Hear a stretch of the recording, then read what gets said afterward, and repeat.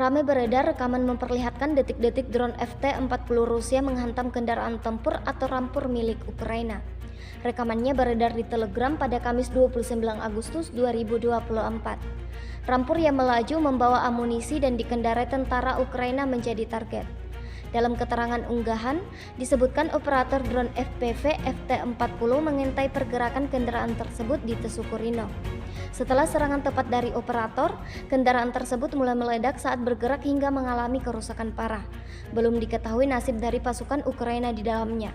Rekamannya pun menuai berbagai komentar dari warganet.